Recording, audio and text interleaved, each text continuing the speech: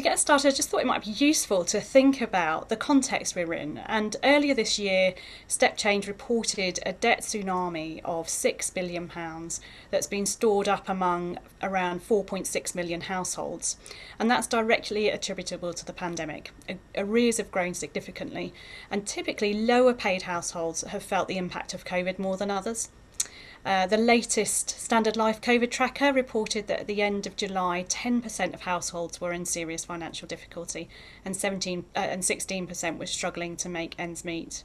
So it's not surprising, really, that government has put in an extra 37.8 million to help support the free money advice sector, and they've been scaling up and bringing on new advisors to make sure that as many people as possible can access debt advice. So today we're looking at the role that open banking can play in improving the delivery of debt advice, and as I mentioned, we have a fabulous panel lined up from across the ecosystem to share and discuss their thoughts. So let's start with some introductions. So coming out to you first, Dan. I'm Daniel Kelly, and I work for the Money and Pension Service, where I've been one of the people behind the PACE project, where we're looking at how open banking can help in the pre-population of the SFS and the data gathering for customers going through debt advice. Thanks, Dan. Muna. Hi, everybody. I'm Muna Yassin. I'm the Managing Director of Fair Money Advice, and we're a specialist debt advice agency in and around London, focused on one-to-one advice and financial resilience building. Rob, do you want to say hello? I'm Rob Haslingden, so I'm Head of Propositions and Product Marketing at Experian here in the UK. And we've been doing quite a lot of work with open banking over the last 12 or 18 months, working with insolvency agencies and also with the Money Advice Service and debt advisors to help them capitalise on the use of open banking to create better customer experiences, obviously, and to help personalise debt advice and debt repayment. Thank you, Rob. And lastly, Vanessa. Good afternoon, everybody. Vanessa Northam, Head of Strategic Relationships at StepChange Debt Charity. We're one of the largest providers of free debt advice in the UK, both digitally and via the telephone.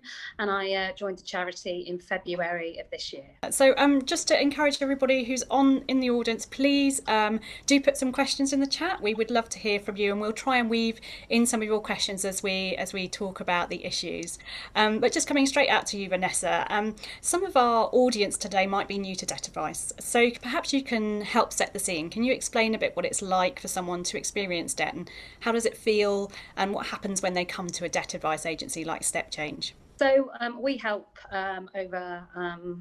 we've helped millions of people over the last 27 years, but typically the people that come to us have experience potentially a series of impacts to their income, and as a result they can no longer afford potentially their basics or the commitments that they've built up in terms of their credit commitments. So they tend to come to us with some arrears. They could be in the collections processes of their so they're receiving calls, texts, letters.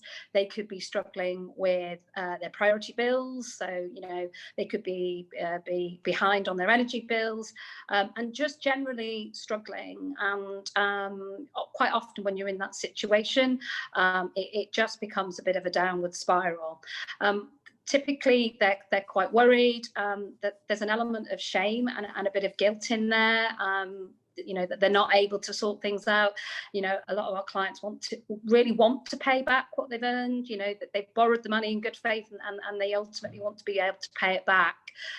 So what tends to happen in the first part of the journey is we need to really understand their situation. And that typically is focused on something called an income and expenditure. So a basic, what's coming in? So what is the income, including any benefits or additional sources of income, but most importantly, what's going out in terms of their expenditure. So that's everything from the amount they spend on food, utilities, council tax, rent, other bills, other insurances, life expenses, clubs for the children, car maintenance, the lot. And that is the sort of the foundation for them to be able to understand what options are available to them in terms of solutions.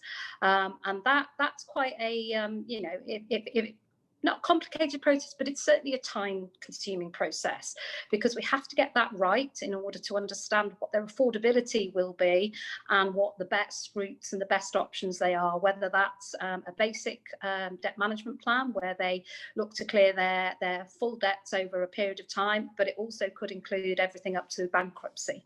A helpful introduction and sets the scene a bit for us. Thank you, Vanessa. I hope people in our audience have got a sense of just what it's like, really. It sounds, if I'm honest, quite complicated as well, doesn't it? If I think about all of the incomings and outgoings I have, all of the bits of paper that there are, and just some of the stress that goes with, and just the sort of, you know, if you imagine being in that situation, it's quite stressful. You feel quite bad about everything as well, and then you've got all of this very annoying administration to do alongside it. It's not an easy place to be. So, I mean, Rob, what do you think some of the opportunities are then for open banking in the money advice sector? How do you think open banking might be able to help? Firstly, it's automation, which helps to reduce costs for organisations that probably are quite challenged at the moment in terms of having to service some of the incidents of debt that we're seeing, and will probably increase over the next 12 or 18 months. And I'd also say it's insight, and it's the immediacy of getting access to data and the granularity that data offers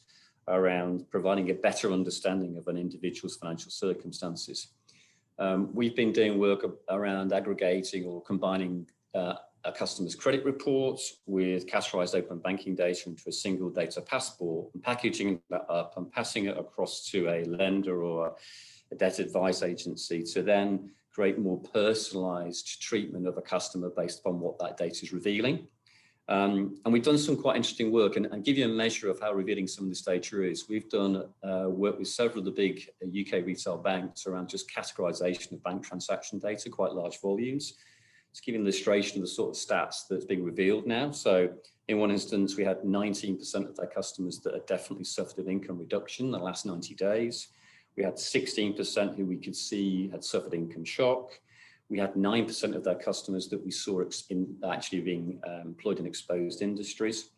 And it also reveals things about behavior, spend behavior. So of those customers, 1% relying on payday loans. So it gives you some insight in terms of their financial hardship. But the other side about it, which probably extends the conversation a bit further, it reveals things around people's wider vulnerabilities. So things like, obviously, your gambling behavior. Do you have a dependency on long-term health care? Have you had a life event, such as a bereavement? Are you dependent on benefits and so forth? So, it's the quality of insight that I think open banking reveals, the recency of the data, and what you can do with that to then create more personalised treatment for customers, I think. Quite a lot of options there. Really interesting statistics as well. Thanks for sharing those. And they correlate a little bit, don't they, with the statistics from the Standard Life tracker. Dan, the Money and Pension Service is the largest single funder of free debt advice in England, and it works alongside partners across the UK to make debt advice easier and quicker to access, and should be improving standards and quality across the sector too. So how's MAPS thinking about open banking? Is it seen as a bit of a shiny ornament or something a bit more game changing? Thanks for that question, Faith. As to whether open banking is just a shiny, fancy tool or whether it's actually going to be a game changer, I think the really crucial thing is open banking by itself is just a brand new, very powerful technological capability, but it's not a proposition in and of itself. And so if we're really going to change and improve the debt advice process, we need to look afresh at where are the problems and where could we really add more value into the debt advice process to where it is currently. And I think Vanessa, in explaining the sort of the income and expenditure process right now, we really identified as a really key problem area. It's uncomfortable for customers. It's a time-consuming process. And there are questions around, well, if you ask someone how much they think they spend in an area, how accurate is that? And is that the best way to really create a forward-looking, sustainable financial budget? So we really identified that as a problem area. And when I personally went out to customers as part of our co-design process and actually talked them through the idea of open banking, the customers who'd been through debt advice, instantly jumped on it and said yes, anything that would make that part of the process easier, because that was really painful for me in terms of having to answer all these questions, really find out that data. So that for us made it clear that this was an opportunity to really explore the use of open banking. However, just because that works in theory doesn't necessarily means it works in practice, and it does need to be tested. And while I'm 90% confident that we're going to see far more value out of the open banking process than it costs, the makeup of that is complicated. It's not as simple as you just put in the open banking figures and you get the perfect budget at the other end, because open banking data is only ever historical. And what we're actually trying to get to is a forward-looking, sustainable budget that the customer can live to for the following months and years. And that's a really important distinction. So there's still a conversation to happen there. But within that, there's a lot of benefits that we see coming out of this journey. And that's why we're really exploring that through our PACE pilot. Thanks, Dan. That's really, really interesting, and I'll come back to some of what you've said in just a moment. But Rob, I noticed that there's a question that's come in to the chat already, and just thinking about what you were talking about in terms of understanding vulnerability and being able to see people's situation more widely. You obviously, as a credit reference agency working with lenders, debt collection agencies, etc., how can consumers trust firms to use their financial data in ways that benefit them, the consumer, rather than the firms? So John Quill Lowe has just said, lots of people have had bad experiences from debt collection agencies and bailiffs. Will open banking data just exacerbate that problem? I can only answer it on the basis of our experience talking and working with debt collection agencies. We work with Creditfix in Scotland, which is one of the largest personal insolvency agencies in the country. They take their responsibilities very seriously. They've been using their open banking for a good 12 months with us now, and they've seen real material benefits, both in terms of the experience for the customer, in terms of sharing data more securely. And let's be honest about it. What are the options here? You could spend 40 to 50 minutes on a phone with a debt collection advisor, divulging your personal information to them, some of which may or may not be accurate, or you could share paper-based bank statements. That doesn't feel particularly secure, or an alternative is that you share it through a secure API where you've got control, you consent to share the data or not, and it's done electronically. This is a secure infrastructure which sits around the data sharing process. My experience of working with people in the industry is that, and let's take the Creditfix example, they're using it to create personalised plans, and yes, they're asking people to obviously pay on the basis of that debt, but what they've also been using it for is actually saying, you know what, Faith, you don't have to pay as much of that, because when we look at what you can afford and what you can't afford, we think you should be paying less, and therefore the data is being used to personalise the nature of repayment and provide a better long-term outcome for both the creditor and the debtor. So I'm not trying to put a rosy glow on it, because I understand the concerns, but I do think people in this industry do take their responsibility seriously, and they do want to help everyone as best they can. And open banking provides a means by which, actually, because you get a market understanding of what you can and can't afford, there's an opportunity to drive a better outcome for a customer. And certainly in the work that we've been doing, that's been the focus of many organisations that we've been working with. Interesting response there. Thanks a lot, Rob. I think it is just a very interesting area, isn't it? That I know that there's a lot of good intention, and I don't think anybody intends to do anything bad. I think it's just sometimes for people at the receiving end, it doesn't always work as well as it might, and that's really quite well documented. I see Vanessa nodding. Did you want to make any comment, Vanessa, before we go back to some of the other questions? I think, ultimately, when you're dealing in absolute sort of facts and data, then the real picture is one that you can only support if that means. So when you're presenting that data and it's been a direct pull and you understand that situation, then the trust in that as a representation of somebody's financial situation, I think that's only a positive that it comes out from open banking, because it really does prevent any sort of doubt on that from a creditor perspective. To add to that, Faith, the other thing I think we'll see is, and this is something to bear in mind, is you're going to see people as a result of the COVID crisis falling into financial hardship who've never been in financial hardship before. And I think the big challenge that everybody faces in this scenario is, how do organisations deal with those people? Because they'll be going through a process which is quite unfamiliar to them. They'll need reassurance, as you suggest.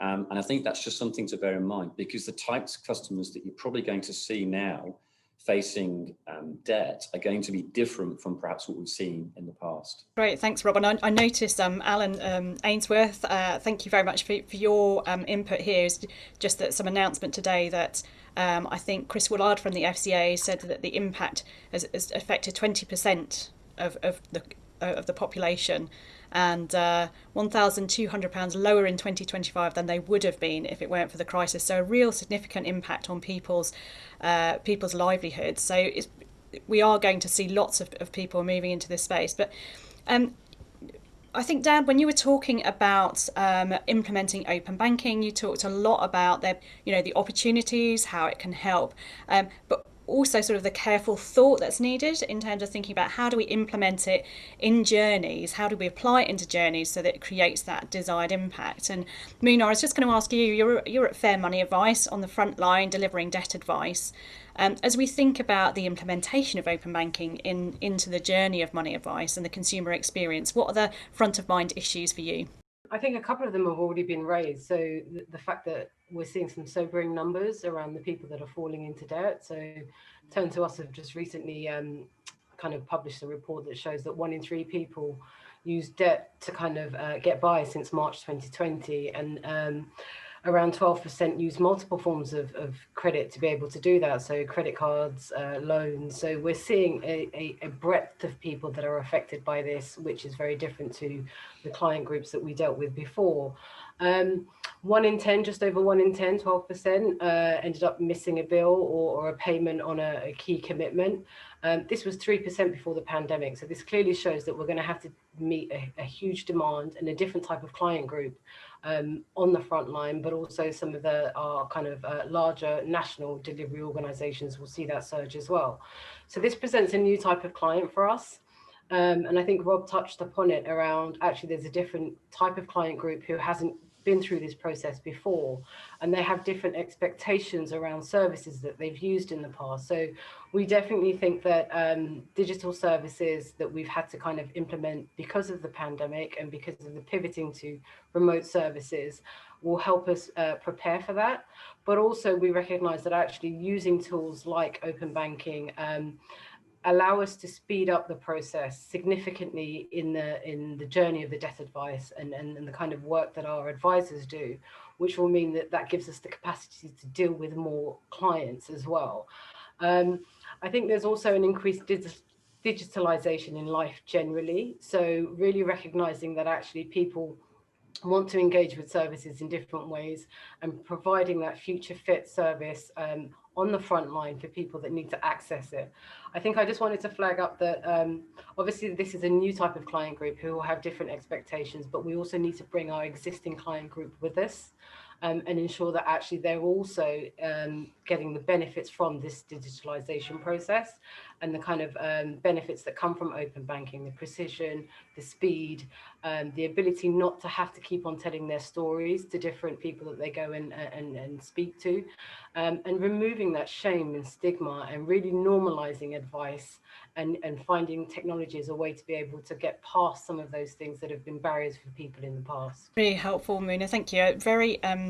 Very interesting, isn't it? This sort of journey that we're going on through COVID of increased digitization and just this sense of actually we don't want people to be left behind, but also kind of I'm hearing more kind of dialogue about, well, we don't want people to be left behind, so how do we help them become more digitally included? What is it that we need to do to make it possible to reach out to people? So really really interesting.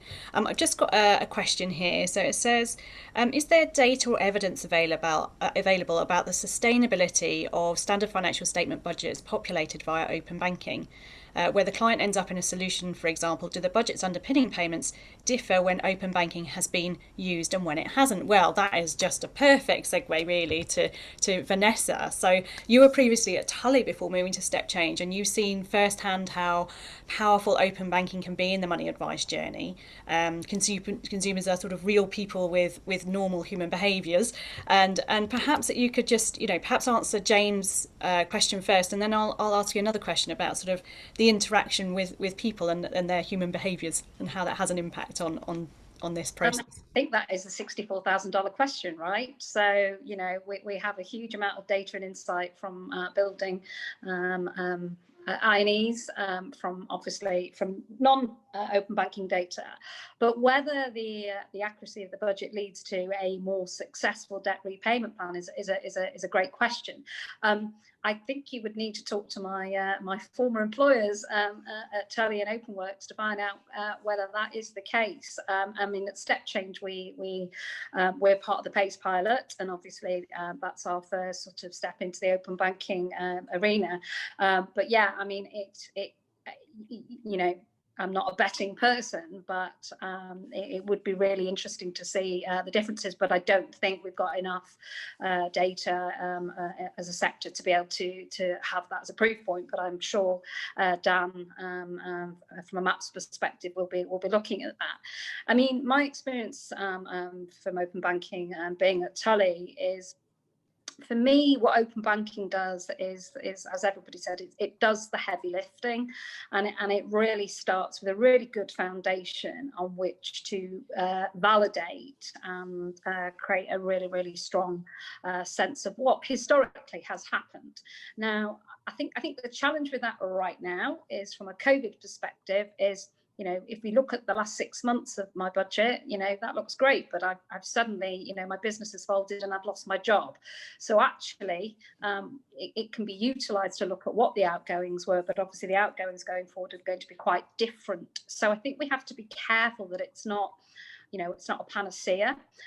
It is a good and useful tool, and for potentially the new sort of more, you know, the COVID impacted consumers, it's going to be a really good tool, because again, you know, those who've never been through an INE or, you know, debt advice, when they see, you know, what is required, you know, open banking is a great value exchange. And I think that's the key here, is how do we present open banking as a really good tool to help people understand their financial situation. I think it can also prevent people getting into the need for debt advice longer term, because they're much more aware of their outgoings, their spending, and you know, one of the things that we definitely learn from a Tully perspective is some of the behavioural economics, the behavioural psychology around the rounding up.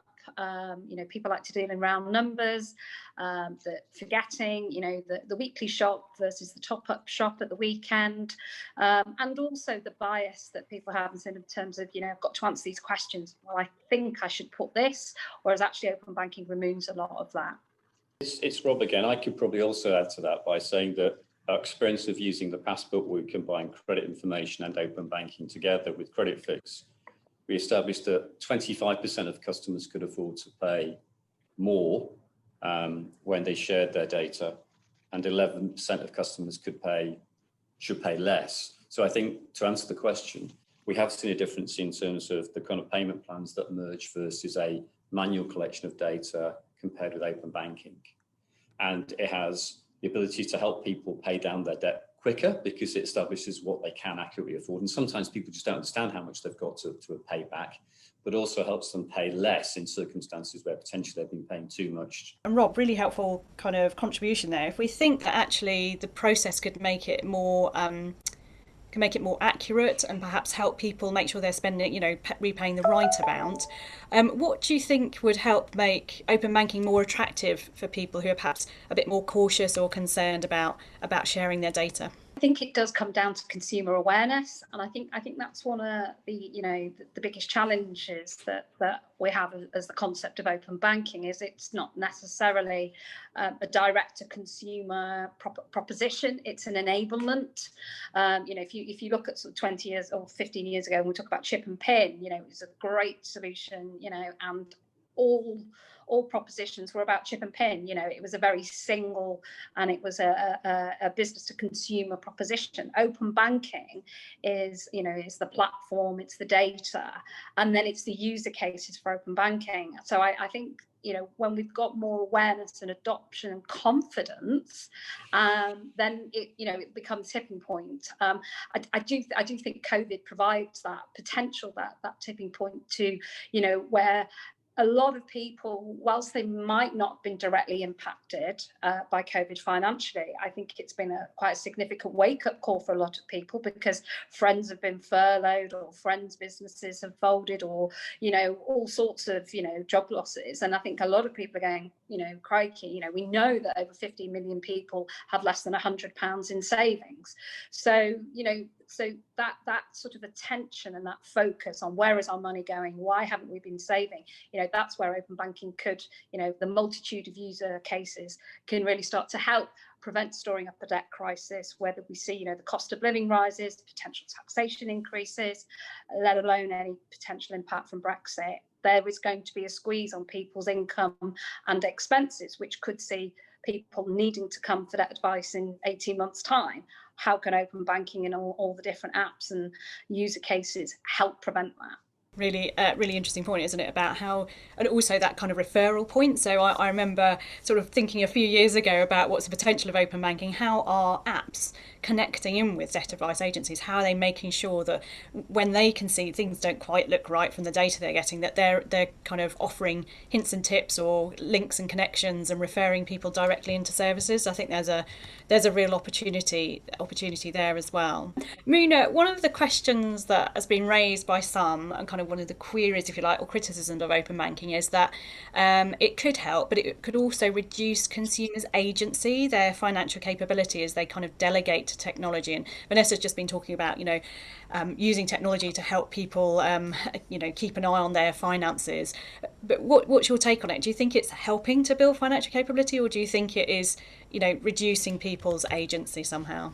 Very interesting question, and it could actually be also applied to advice, because there's always been a debate around whether or not some of the way that advice is delivered creates dependency and removes agency from the individuals that are receiving that advice. So at Fair Money Advice, we've always focused on actually increasing people's resilience, but also ensuring that they are taking control of their finances. And I think open banking provides an additional tool and a potential to increase that as well. So one of the things that I think we try to do throughout the advice process in the past is use a kind of skill pill approach. So asking clients to think about how to change a bank account, how to do a budget, all of those things, which take time, and expand the whole advice process as part of that. So we could use technology to replicate those skill pills and engender some of that learning via technology and not through the advisor themselves. But where I think it has potential real impact and really kind of excites us as an agency is actually the aftercare service.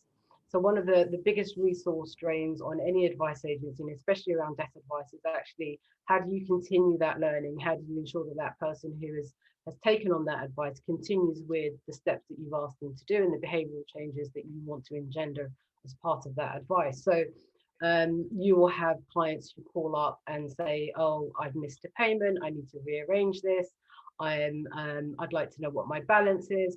So having an ability to use open banking or a money management tool and kind of the technology to be able to do that aftercare service, I think is potentially a really game changer. But it also increases financial control, because the more visibility that you have, so at this stage, it's the advisor that holds all of the knowledge as part of that debt advice process. By actually applying that into a tool, you allow the individual to kind of have all visibility of all of their repayment arrangements in one place, which only then increases visibility and control. So we would love to be able to see something that allows people to start to think about, actually, I have a little bit of spare income here, maybe I can add it to my savings, or I can add it, and take much more control around those decisions without having to come back to an advisor and say, well, actually, this is what has changed in my circumstances.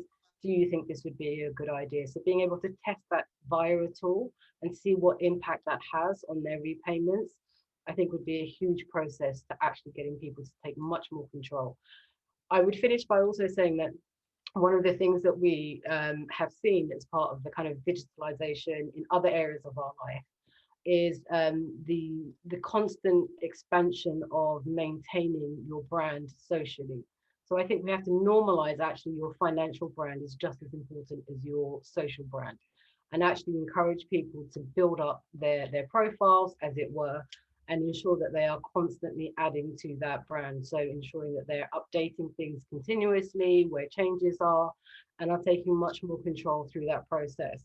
And interestingly, a lot of our kind of more vulnerable clients in London are from Black and ethnic minority communities. And there's lots of myth busting and awareness raising that we need to also think about around the use of technology around finances. People are concerned about what's being used with their data. They are concerned about what decisions are being made around their benefits, for example, and how that's kind of then applied in other areas of their life. But also, I think there is a cultural awareness raising that we need to focus around, because I come from an African background, and in African communities, your reputation is everything. So it's your capital to everything. So actually really getting people to understand that your credit rating and your credit scoring is the equivalent to that in this country is a really important and powerful tool to be able to get people to recognize why they should be making those commitments and why they should be making those changes and investing that time to build up their financial brand. Really, really interesting. And Rob, I'll come back to you in a minute on this point of sort of reputation and awareness raising, and perhaps you could talk to what you're learning in the US. But Dan, just coming out to you first, I think Mina, you started off by talking about the kind of aftercare, and one of the challenges we see in debt advice, isn't it, is people sticking to that repayment plan. So Dan, I didn't know if you could perhaps talk to us about what your kind of sense of aftercare is, and also perhaps you could take into account the question from Phil here, which is, he says, we are seeing a greater impact on poor mental health brought about by pressure placed on our finances during this COVID time. What are the measures fintech could be taking to support addressing this area? And he doesn't mean just around practical money management, but the sort of wider area of financial well-being, I guess. So perhaps you can tell us a little bit more about your thoughts on these connections between sort of financial capability and advice. No, I think that's a really important consideration, to recognise that, people, when they come for debt advice and the various issues that they might be facing, they're not nice and neatly compartmentalised. It's all in the round, and issues such as mental health, gambling, financial abuse, all these situations can all be in amongst these sort of situations. And so we need to be really careful just in regards to how we're handling that. And that's why I'm always very cautious around why it's not just you just shove in the open banking figures and that's your situation. It's a conversation that still needs to happen with the customer. It's still engaging with them on how do you want to manage your finances day to day, week to week, month to month. And that's a really crucial financial capability conversation as well as we're going through it. Now, I think open banking can bring some benefits to that. One, it exposes problems that perhaps the customer might not have shared. If that customer was gambling a considerable amount of their finances, they might only say, well, I dabble, £5-10 a week. It's going to be a very different conversation when the advisor then recognises, actually, it's about £200 a week. This is having a really severe impact on your finances. Is there support that you can receive in order to help you through that? And I think, that's a positive out of open banking, but also something that we're going to have to make sure advisors are getting more comfortable with those conversations, are getting more comfortable with that element. I think the other aspect of it is, especially when we're going through those conversations, the customer might want to make behavioral changes in terms of how they're managing their finances. As a former advisor myself, I know the classic one was really customers who were cutting down on their food budget to, really dangerous levels in order to maintain some payments to their creditors, and trying to encourage customers to make that change into, actually a sustainable and healthy diet is really important to making that a sustainable financial arrangement. It's a really crucial step. And when we've got that very clear backwards looking picture, it makes it clearer for the customer the change that they're actually making. And so we might see better sustainability from that. But yeah, certainly aftercare as well is a really crucial area, not only to support the customer through what they've agreed, but also as their circumstances change. And especially as we see more customers in zero contracts, gig economy, and who knows how our economy might change on the back of the coronavirus situation. Open banking might also, and this one is yet another area for exploration and to be tested, but it could also help us in helping that customer keep a track of their finances over the long term, and also help prompt them when their situation has changed so much that actually that advice might need to be reviewed, and it can help in that aftercare support.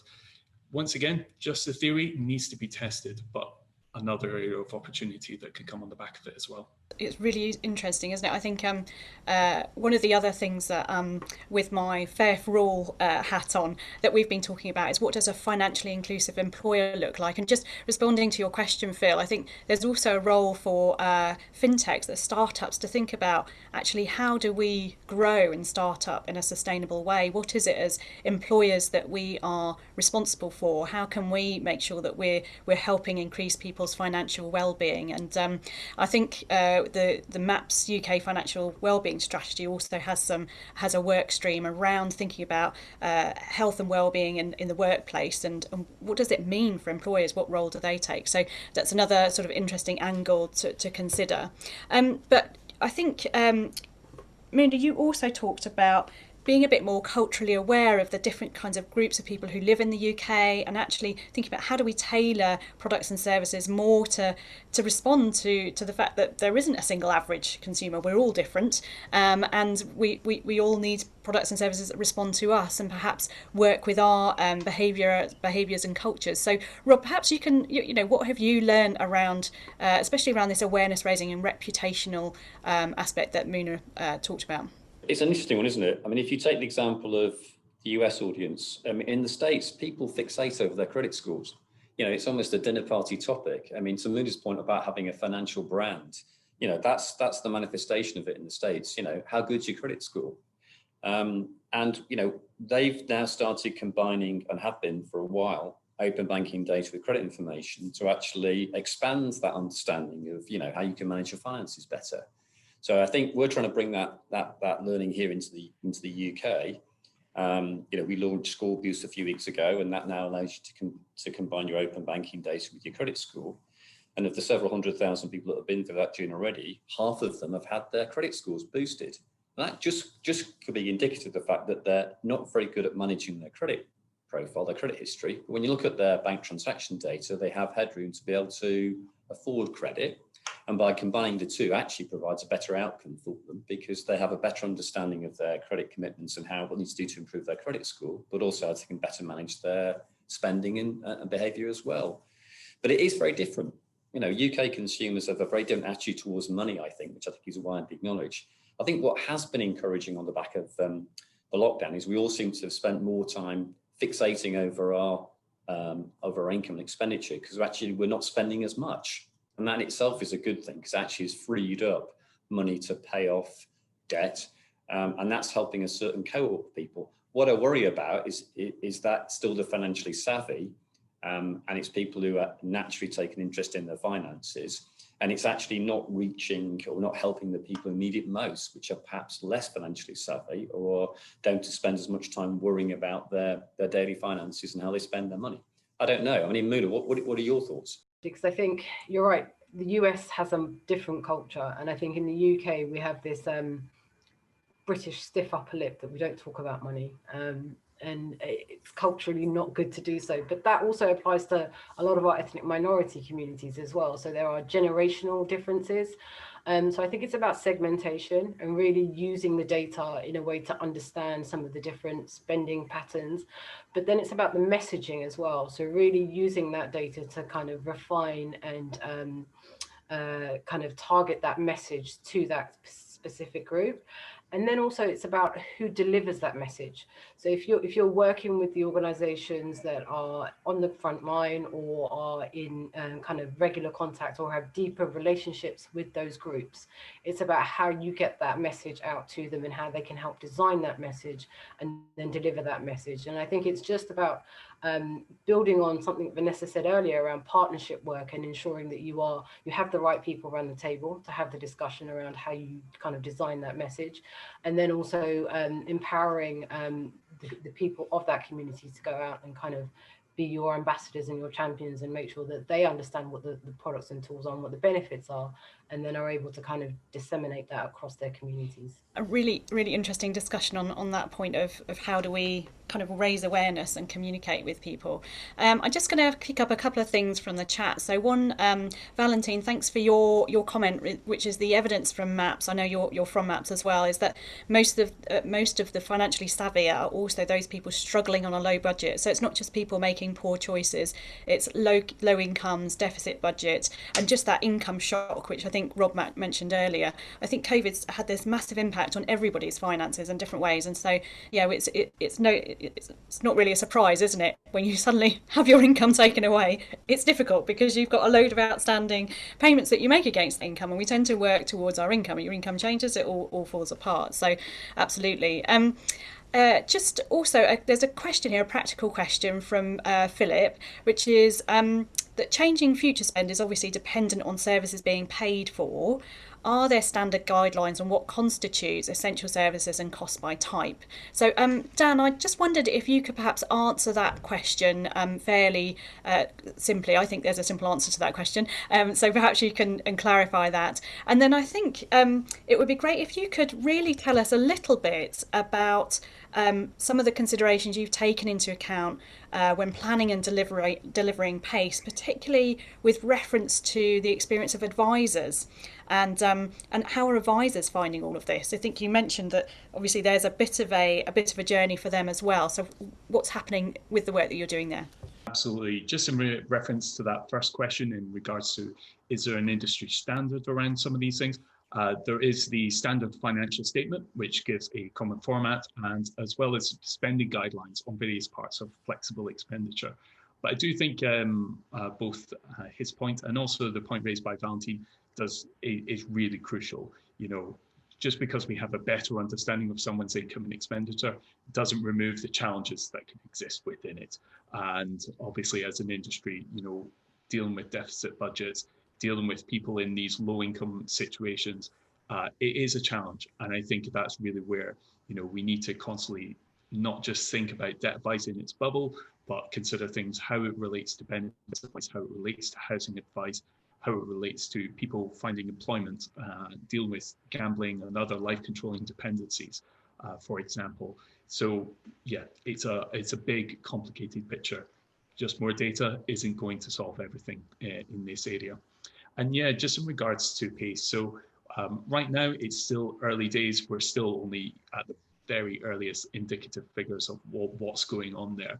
But one thing that we have learned is it's not just about getting customers comfortable with this information. Advisors need to get comfortable with it as well. And as I mentioned, you know, it really does change that dynamic of, you know, the customer revealing only what they're emotionally comfortable with. Instead, it puts all that information just right there into the middle of the room, and the need to confront it is just there. So helping advisors build that skill set, making sure that they have those avenues to be able to give customers access to other supports that they might need, gambling being probably the biggest one, especially as we've seen online gambling rise, and that's the one that can quite quickly flag up with that open banking data. So making sure that they feel equipped to make those referrals, I would say, is probably one of the key lessons in making sure advisors are well equipped to handle this data as it comes through to them. Thanks, Dan. And just quickly, because I'm sort of aware of time, Rob, but you've been working with Money Advice Scotland, I think, and obviously working with advisors. What's their reception been like there? Good point. It's a bit challenging, to be honest with you, because it goes back to the point that Vanessa made about awareness. when I talk to advisors, they say actually part of the problem is that they themselves don't understand enough about open banking, which makes it difficult for them to actually communicate the benefits of open banking to the customers they're meant to serve. So it goes back to that point of education awareness. So I think there is still a gap there, to be honest with you. You know, amongst the vast majority of debt advisors, they're out there doing great work, but just don't know enough about it and are naturally a bit suspicious of some of this because it's a change to their old processes. So I think there is work to be done there, most definitely. Thanks, Rob. Right, so we've only got about 10 minutes left, and I'm keen that we finish on time. We've got a few questions that have come in the meantime. Perhaps I'll just put this out to you, Vanessa, just as to answer the question that's here, which is, to what extent might open banking drive a need for advisors to have relationships or digital connections with service and utility providers so that they might recommend or indeed facilitate switching providers to their clients as part of the service, so you can switch to get a cheaper provider? What do you feel about that? Is that the role of a debt advisor to try and promote cheaper utilities? So I think the role of the debt advisor is obviously to be objective and make sure that they give the client the best advice and present all the options. I mean, within when we do give debt advice, and within our pack, we provide a range of information. So not only ways, and obviously, to be able to afford the payment, but also to look at maximising their income, but also reducing their outgoings. And we highlight some of the ways to do that, such as switching your entry supplier and looking at income maximisation. Whether we would go into as a charity into a commercial partnership for that, I think that's something that we'd need to think long and hard about. But obviously, trying to make it as easy as possible for people to save money. I mean, always looking at all the different the developments that are out there, but partnership not quite there at the moment. Thanks for that, Vanessa. And so John Quill's question, which is the last question here, and then perhaps we'll come out for a final kind of reflection to the panel. So Muna, I think this one might be good for you. If open banking supported debt advice reaches the tipping point where it becomes the norm, as is likely, is there a risk that non-digitally enabled clients will find it more difficult to access debt advice? Is the answer digital inclusion or maintaining a choice of channels? Ooh, good question.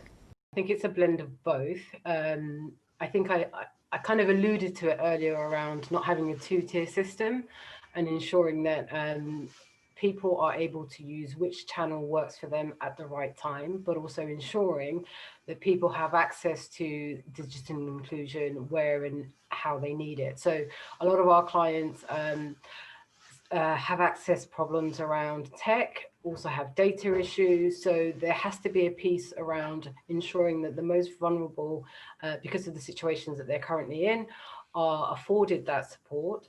But there also needs to be an issue around ensuring that there is still access to face-to-face advice or telephone advice where people prefer that method themselves, and also ensuring that we're giving people a service, a suite of services that they can access depending on where they are. But yeah, absolutely agree that it's important that we don't leave people behind. It's going to be interesting, isn't it? I wonder if the way in which debt advice is delivered and the access channels will actually relate a little bit to the way in which somebody gets access to credit, and whether the way in which they access credit will have an impact on the way in which they access debt advice. So interesting question. So we've got 5 minutes to kind of do a bit of a closing statement. So very kind of just sort of some last thoughts. I'm interested in perhaps ending where we started, which was really thinking about the role of lenders and how they're using open banking to help people when they apply for credit. And I guess I just wanted to finish with really what would be your one key message to a lender or a creditor about their use of consumer data, and what steps they should be taking to ensure that people are better off for having shared their data and perhaps don't get into debt in the first place. So I'm going to come to you, Dan, first. What's your quick closing recommendation for lenders and creditors? I guess the key thing for me is that the best interests of the customer are usually the best interests of yours as a lender as well. And just to, as a sort of expansion on Mina's point as well there, especially, we've got so many different channels of debt advice now, face-to-face, telephone, and digital and actually utilize all the channels and give the customer the accessibility to all these channels, because so many customers will want different ones. And so I think that that would be my key message in terms of, you know, building those relationships with debt advice agencies or through ourselves, through the PACE program, making sure that you can pass that customer on in a meaningful customer journey into debt advice through whichever channel that customer feels most comfortable with. And moving to Vanessa, your closing thoughts on that? I think, I mean, open banking is another data source which can make for a better and informed decision, whether that's the decision on the form of the consumer or the lender. You know, we know that bureau data is historic, and, you know, they could have been something that went wrong 3 years ago, and yet now through open banking you can demonstrate actually you're really in a good position with managing your finances. But I think it can then play back to the consumer, you know, this is what we've seen, you know, this is why we will or why we won't. So I just think it's a really useful additional data source at the point of lending that complements the existing bureau data. Okay, Rob and then Muna, your last thoughts. What's your recommendation to lenders here? I sat in front of an audience of lenders 12 months ago in which there was a cohort of the audience that said that they thought open banking would reduce access to credit in the market, and they were against it in a very big way. I think what's happened on the back of the COVID crisis is the realization actually that open banking can bring a huge amount of benefit because of this increased need to understand the changing fluctuations in individuals' financial circumstances. You know, the changes have become more sensitive, more timely. So having data you can do that is really important. And I think they're realizing that. The challenge is that it's been employed to date at point of application, the credit life cycle. Then there's an increased need now to apply it throughout the life of the loan to manage customers more responsibly. And that's quite challenging in terms of how you engage with a customer to share data after you've given them an access to credit. That's an interesting one. So I think it's going to be about transparency. It's about being responsible in terms of your management of consent and the data.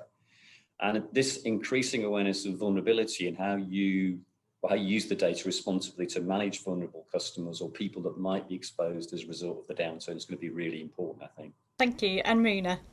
So I would definitely advise mirroring what some of the lenders in the affordable credit market are doing. So using it for affordability, using it for the ability to push out messaging around financial resilience and partnerships with debt advice agencies, or where people can seek alternatives if a credit product isn't the right thing for them.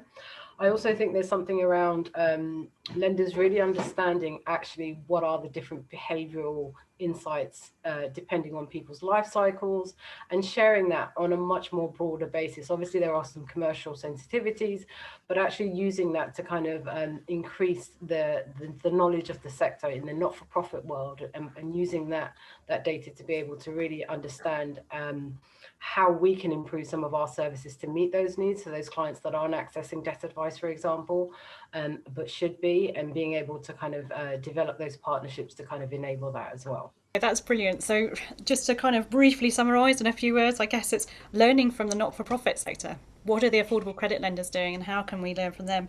Ensuring real transparency, increasing the accuracy and using that to check for affordability, but also being inclusive, so making sure that consumers can still access credit via a real different via a variety of channels. So I just want to say a big thank you to the panel. It's been a really interesting discussion. We've kind of looked at some of the opportunities, looked at some of the kind of challenges in implementation, talked about the need to be really responsive to consumers, as well as kind of queried whether or not debt advisors should be offering switching services or not. So really interesting discussion. Thank you to those of you that have asked questions and helped keep us going. But yeah, hats off to the panel. Thank you very much for joining us, and look forward to the next consumer forum. So going on the time, finished at 2. Hope everybody's ready for the next afternoon's work. All right, thanks everybody. Take care. Bye bye.